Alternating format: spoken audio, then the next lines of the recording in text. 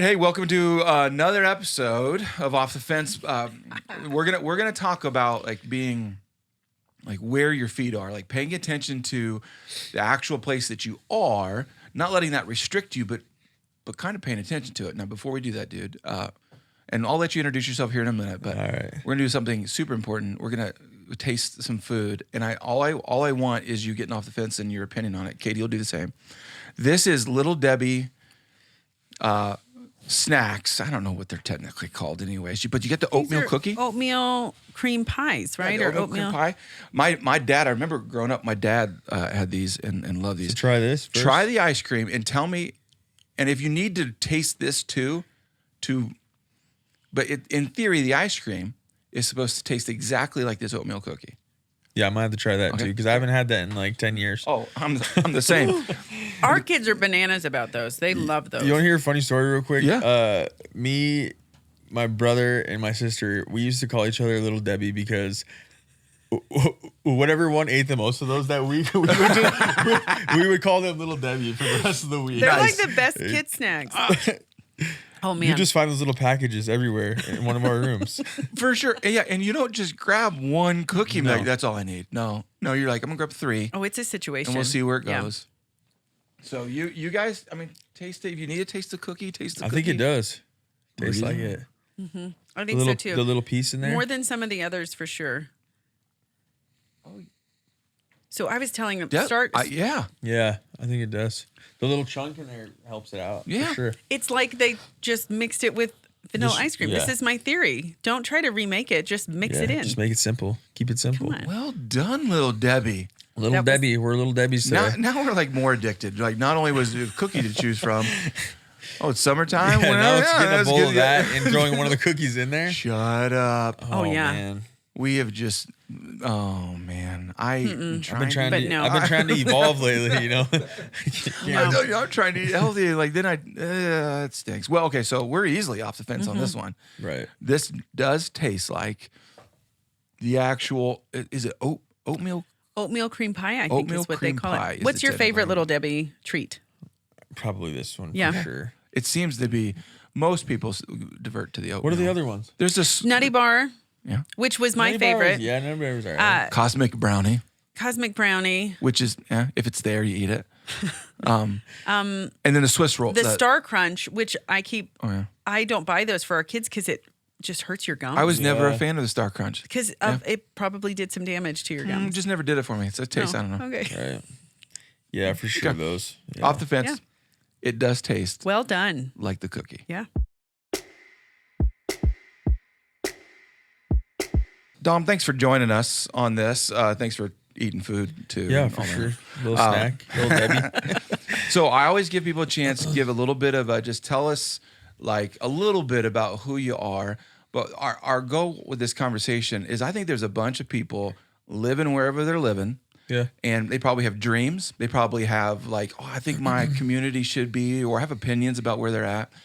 But I think you're one great example of someone who has like been where you are. Like you are where you are. I know that sounds like cliche, but like Right. you literally are where you are. And For sure. but you even have dreams and aspirations that you go beyond where you are without forgetting where you are. So, Yeah. but first, just in case someone's listening or watching, they're like, Yeah. who is this dude? Tell us who you are. Yeah. My name is Dom Clucas. I'm born and raised in Rapid City. I went to Central High School. Graduated in 2013. So it's been a while. I almost forgot when I was, unfortunately. It gets worse, just so Yeah, I you was know. like, geez, when? 2018? No. 2013. And yeah, I think I didn't know what I wanted to do for so long. I knew I loved to play baseball. That's kind of like, you know, you graduate from high school, then you're supposed to go to college, Yep. and then you find a job and that whole thing. And school was never for me in the beginning. It never was for me. And it wasn't like a behavior thing. It was just, I don't know. I wanted to work with my hands and build something, or it was just a different learning aspect that I wanted to kind of go down. So,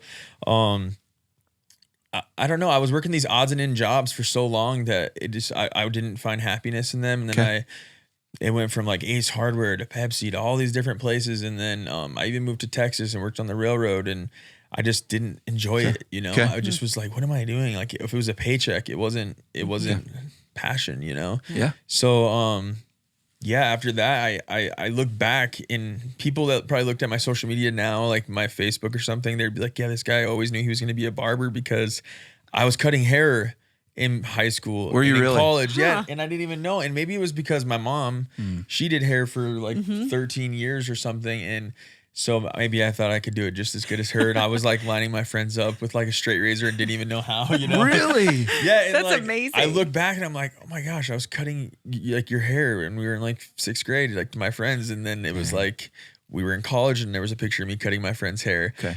And so I'm saying that just because I look back and I think it was sitting right there in front of me the entire time. Okay. Yeah. But I was chasing what I thought was the right thing, Yep. you know, Uh-huh. like, Yep.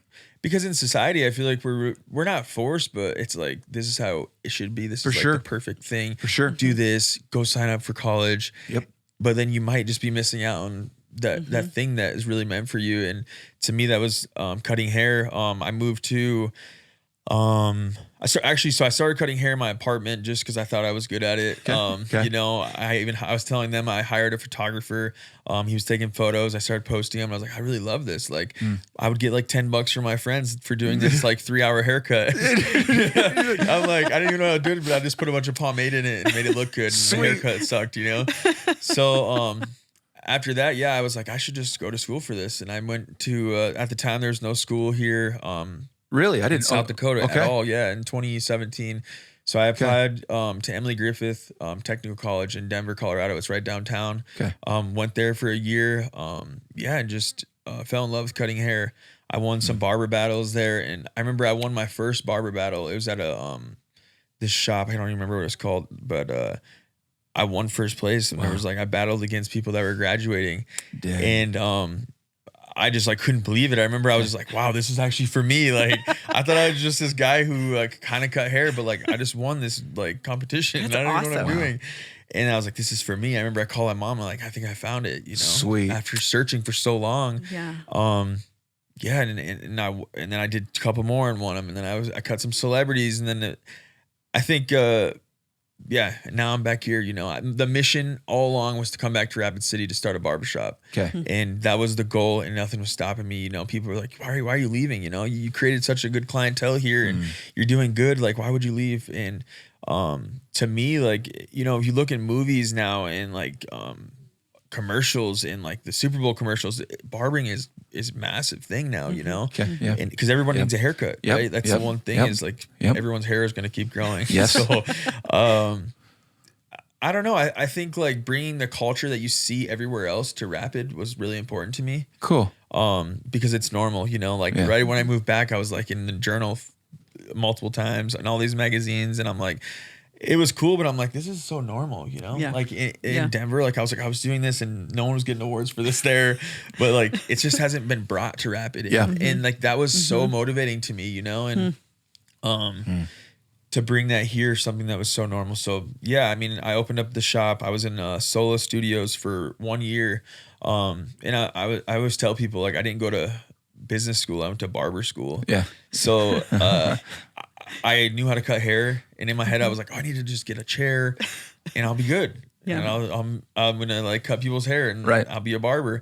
I have my license now, and it was just so much more than that. So I Okay. went to Solo, and I'm so grateful that I did because I really learned the business side of things, Okay. and just like how to even count money back, and like just the simplest things that I didn't think about, how to check someone out, and taxes and everything. So yeah, I would highly recommend that to any like artist that does hair or anything to go into something like that, just because then you learn how to manage yourself. And then exactly a year later, I found a spot that I'm in now right downtown. And yeah, I've been there for almost 2.5 years now. So yeah. And I'd say, and I just as an observer, you know, I mean, I know you, but as an observer, because you're really good at letting people not have to try to figure out what you guys do and what's going on, which I think is good. You don't make people work hard. Like, hey, what's that like, and how quality? Yeah. So observing, you guys, I think, have influenced a culture For sure. of barbering and style and even hospitality a little. Like I would say that's influenced a little bit Yeah, of like for how you sure. treat people. Yeah.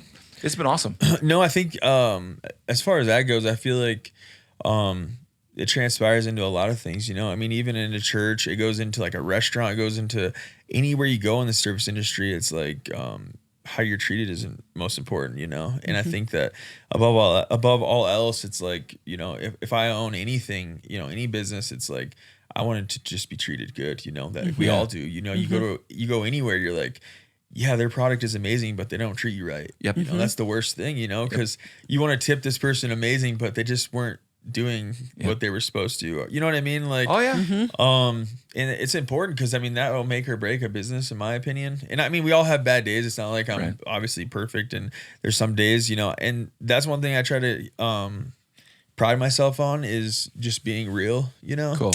Yeah. because I think it's important, kind of like, you know, what you said on the topic of the conversation is like, maybe this will influence someone to do something they've always wanted. And I think it's more or less like, you know, you can be successful, but also still be a real human being, you know? And I think that's important, you know, like people think like, I mean, you probably get it all the time. It's like, you know, you're a pastor, but you live, I mean, you're wearing Jordans and you're a real human being. I'm a normal person. Yeah. At the end of the day. Well, you know, like we all have our things. So I don't know. I think even like diving into like the new brand and everything I'm creating, it's like, I used to be so ashamed of having anxiety and having my own personal issues that like, I felt like not even using it as like a way to market, but it's just who I am, you know? Yeah. Like it's just who I am. And maybe that's what people would really appreciate about not even the cutting hair aspect, but just my brand as a whole is like, hey, you know, these people struggle with the same things I do, you know, that we struggle with on a daily basis. So like, you know, I don't know. I get messages sometimes, people like, you know, it's cool, you know, that you're doing what you're doing and you have anxiety, or because I've had it and I thought I needed to stay in this hole forever, you know, or stay in this box, you know. It's like, no, dude, use it as your fuel.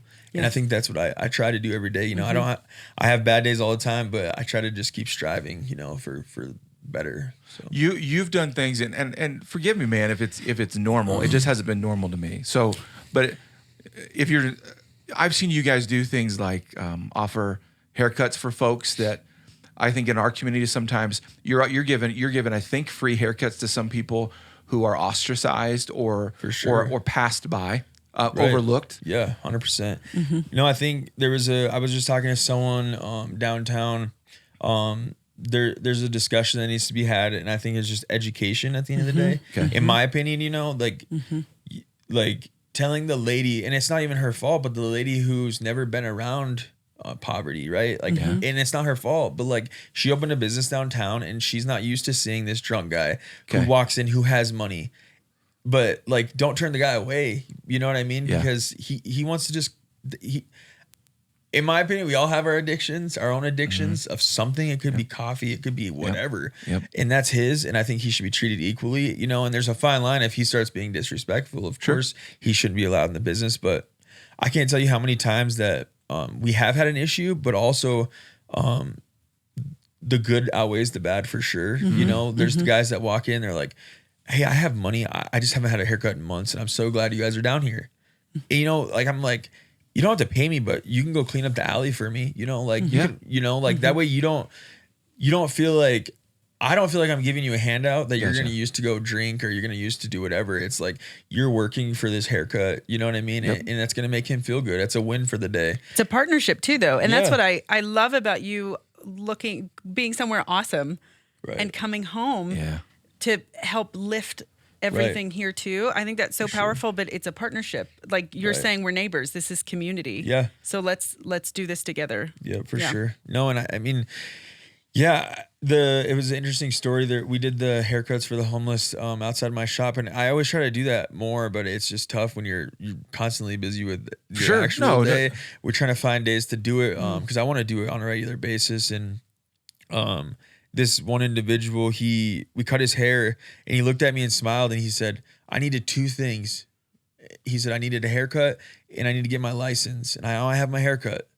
You know, and so I just need to get my driver's license. And it's like that's why I became a barber at the end of the day, you know, because I have Will as my stepdad and I have good, awesome, like role models in my life. But as far as like it's important to have a male figure in your life for sure. In my opinion. And as far as like a cool hangout, I didn't have that, you know, when I was a kid. And that's what I want to create. Okay. It's like, hey, those guys, they're into shoes, they're into giving good haircuts, they're into culture, they're into music, they're into treating people good. And I think that's what I want to create. That's why I went with the rebrand of being Sixth Throne now and not Black Hills Barbershop, because I found myself becoming just a barbershop. You know, it was just Gotcha. I was doing so. Gotcha. I was, you know, I say that and people are like, oh, you know, you were doing good things, but it was like I felt like I wasn't allowed to be myself in a weird way. It was just like, hey, you know, we're the downtown local barbershop and we cut hair. It's like I feel like in a humble way, me, Carlos, Ryan, and whoever else is going to work at the shop, we have way more to offer than just cutting your hair. Yeah. You know, because we're normal people who've been through. Yep. We've experienced death. You know, I mean, I've talked to you about with when my dad passed away, and then it's like just a safe place is more important to me than just a haircut. Because at the end of the day, it's like that's what we need. You know, you can get a haircut anywhere, but you can't get a good experience everywhere. You know, and For sure. That's so why. let's talk about this a little bit, because I think when people say, let's say they grow up in their hometown, right? No, I think it's normal. You grow up in your hometown, you're like, I gotta get out of here. I gotta get out of here. I gotta get out of here. Yeah, I right? hear it all the time. That's normal, and I don't fault anybody for that. Right. I don't live in my hometown. Like, Right, for sure. So, but what's interesting and what I think we can learn from you is you are in your hometown, but your barber shop is bigger than and going bigger than your hometown. So, because I think sometimes we think, well, if I stay in my hometown, I'm restricted. I'm totally restricted. I can't do it all. So tell everyone, you know, what the barbershop was first called and the agenda, and you've made a recent transition. Right. And I think that's like, you are local, but you are reaching further than local. Right. So tell us the story of the change.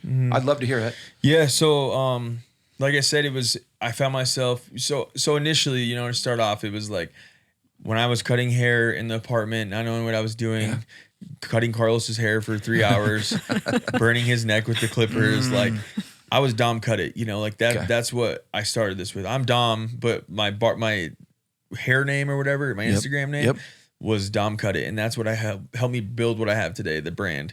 So, and then it became Black Hills Barbershop. And then it was Dom Made Pomade, you know? And then it was like, one day it just hit me like 6 months ago. I'm like, this is extremely hard to market like all of these and be good at it, because I used to do merch for Dom Cut It with the scissor logo, and that was a thing. And then I stopped doing that because now I had Black Hills Barbershop and I'm trying to market for that. And then I had this product company that I'm starting. And then I was like, I need to just like make it one cohesive brand that was me, you know? And something that we all believe in. And that cultivated into being now Sixth Throne. And I felt as barbers, we craft crowns every day, you know, like we're constantly, they say you should invest in your hair because it's the crown you can't take off. And it's true, you know, and I think it's equally as important to invest on what's on the inside than it is the outside. You come to us, we make you look good on the outside, but if you're not doing whatever you do to make you feel good, you know, whatever's filling your cup for the week, you're saying, you're not gonna feel good. Your crown's not gonna be polished, I guess, you know? And love it. That's where the crown aspect came from. And a lot of places, even in the Bible, it talks about 7 being the number of completion, perfection. And I don't know how it hit me, but I worked with a team of people, and 6 is one shy of 7. It represents imperfection. And I feel like my whole life story with my dad passing away, all the obstacles to this point, it was like, we're all imperfect people. They're striving for better. The throne, I don't know. The throne's just our potential, you know, and that's why I would name it Sixth Throne, because we're imperfect people striving for better.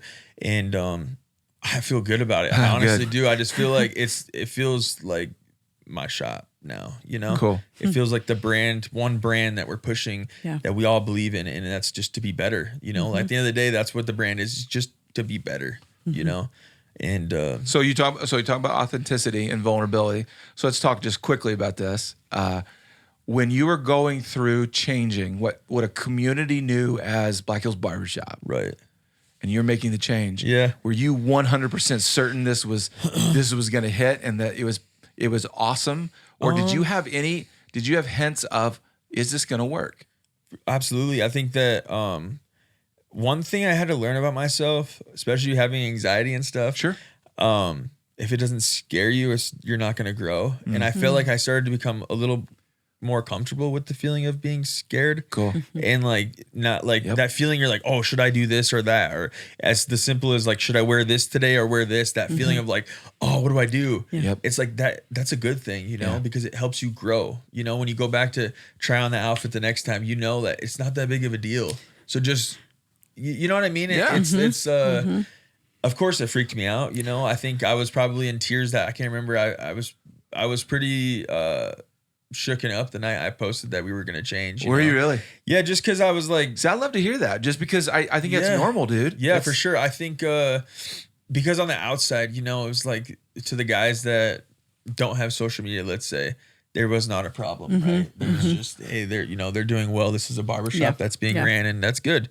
Yeah. And it's like, why would you change your name to Sixth Throne? And to me, it's like local works here. I was telling them, it's like, it's Black Hills Barbershop. I have nothing negative to say. It was nothing bad was happening. It was just that in order to grow and for me being a creative and a visionary, I feel like you have one life to live. And I feel like I didn't want to just stay in Rapid City. I think that now what the brand is and what it represents, there's more people that can relate to Sixth Throne than Black Hills Barbershop. Yep. Because if I go to these trade shows in Connecticut or these big hair shows and you have American Crew and you have Black Hills Pomade. Yep. You know what I mean? You already know what American Crew is about. Yeah. You know it's been around forever. Black Hills, it's like, oh, like aesthetically, like what are the Black Hills? If you're not from here, you don't know. Right. Yeah. And so it was just a business move to help market down a national level potentially one day. And those are the type of goals I like setting for myself. It's like I'm here locally doing my thing. We're cutting hair. Everything's going well, but like I'm striving to be the biggest hair company in the world, you know, like that's my goal, you know, is to get as big as I can, to come out with beard balms, beard oil. I want to do a shampoo and conditioner. I want to do, we're doing pomades. We're doing all of those things, you know, even a cologne, you know, like I thought about doing that just because it was speaking crazy. my language. Man. The people I worked with, like, I worked with, a person in marketing. There's so much to do with smell, you know, like you guys could probably like relate to like a place that you go to and you're like, oh, I just love that restaurant or that store. And I always take it back to, I've never shopped there and I'm not making fun of people that do, but, remember the store Hollister? Oh yeah, I do. You could smell it from the parking lot. Yes. I believe owned by the same company, And that's the Abercrombie only and thing I know Fitch. about did the same that place. thing. Yeah. You know what I'm saying? It's Dude, like, I we're sprayed related. Somehow we're Abercrombie related. perfume in David's face once accidentally while we were I'm like- shopping.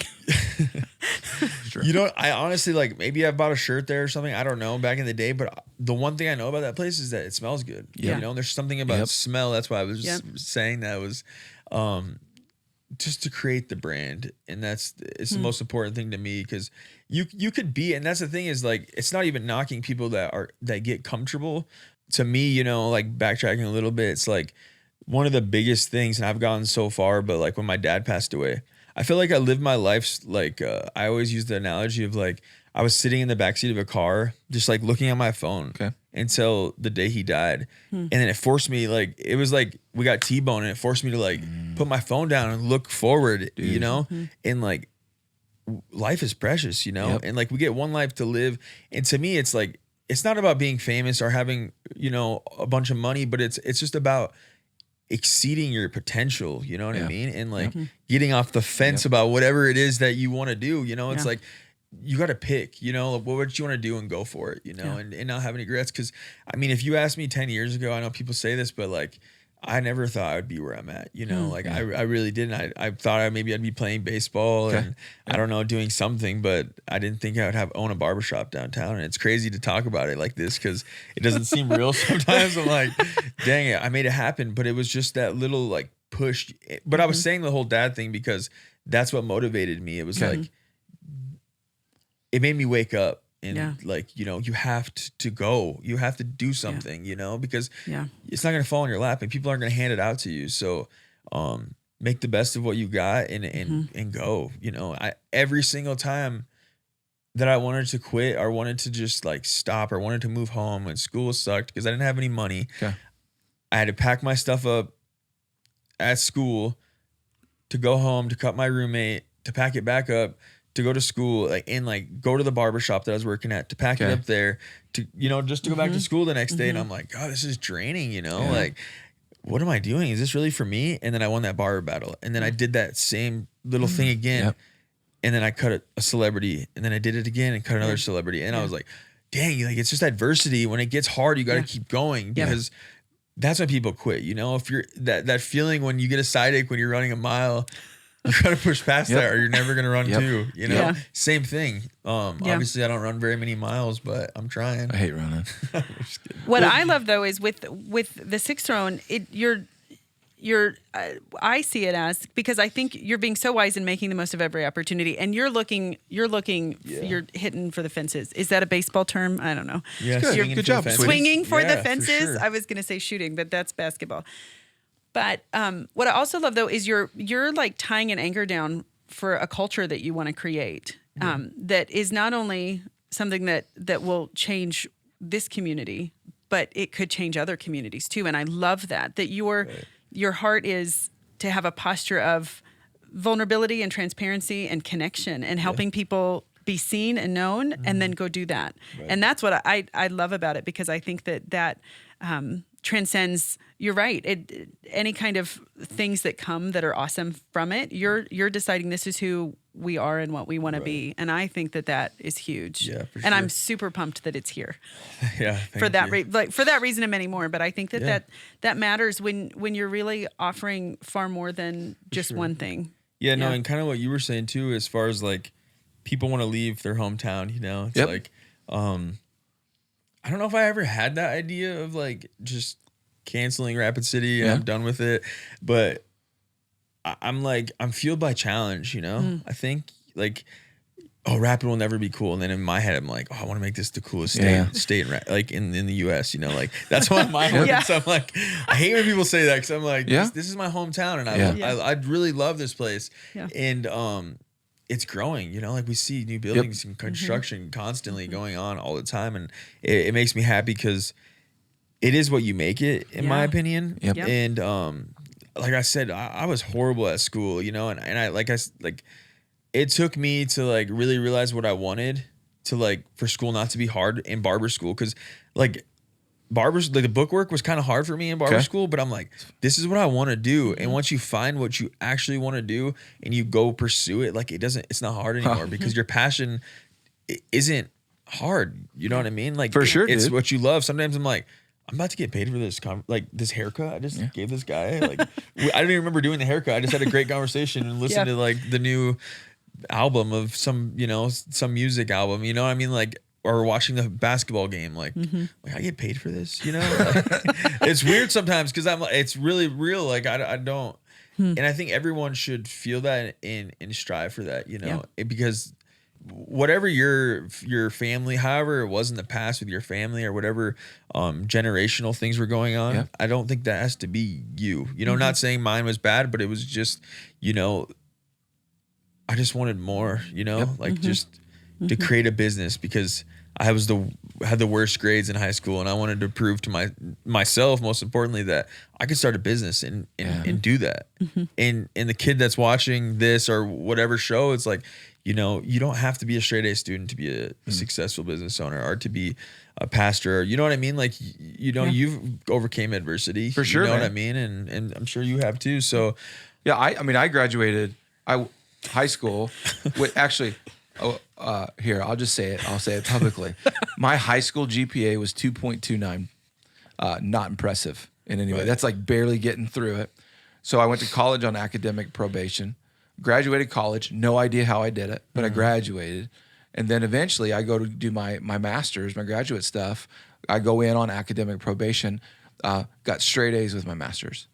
Because it's practical too, though. It's practical. It's what you love. It was finally out of this theory, what if. No, it was like, take what we're learning and plug it into what you're doing and figure it out. And I was the same thing. I was like, I want to move it around. I want to figure this out.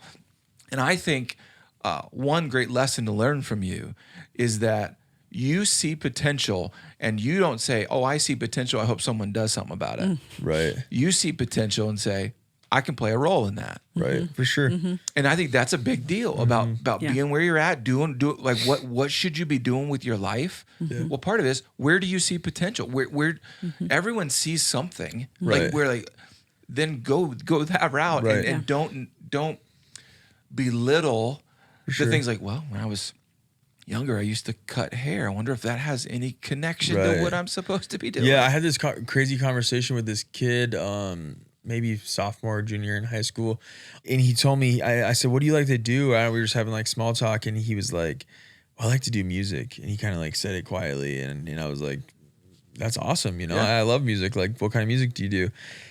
And he was like, "Well, there's a lot of like, you know, these SoundCloud rappers in Rapid City, and they're not very good. So I don't like telling people I do music because I don't want to be put in that category." Okay. And he was like ashamed of like, but then at the end, he was like saying he was kind of like ashamed of saying he like was a rapper.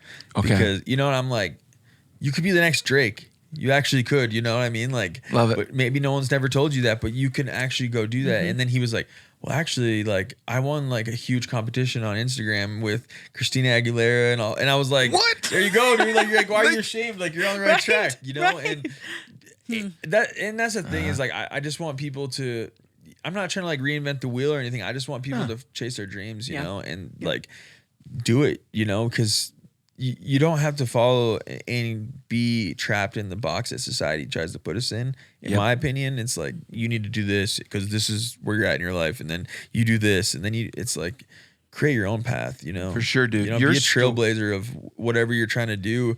And there was just a need, in my opinion, for a modern barbershop in Rapid City. And I feel like that's what I wanted to create. And set out was more of an experience because, like I said, you can get your hair cut a lot of places, but you're not, you know, it's about the experience. And that's what I really believe that, because I go anywhere, and if I didn't have I don't care if it was the coolest flight club in New York, we go there to shop for shoes or something. If we're not treated right, I just don't want to ever go back there. Yeah. And it could be the coolest place ever, but it's the experience and just making people feel like kings and queens, you know? You have you have and you are contributing to our community, but I think even bigger than that, your story but anyone's story can be a spark for someone else's story. For sure. And that's what I think this is so meaningful for all of us. Like, okay, so just hearing what might seem like, well, I'm just telling what happened. I'm just telling what I'm doing. I hope you know, keep telling your story. Right. Like, and I hope you do. Keep telling it, keep living it, keep going after potential, because that will become the spark for people you have no idea became a spark for. Right. Yeah. So for sure. Yeah, it's crazy. There's this kid that messaged me from Brazil like 2 days ago, and he said he was a fan, and I was like, what? Like, no one ever told me that.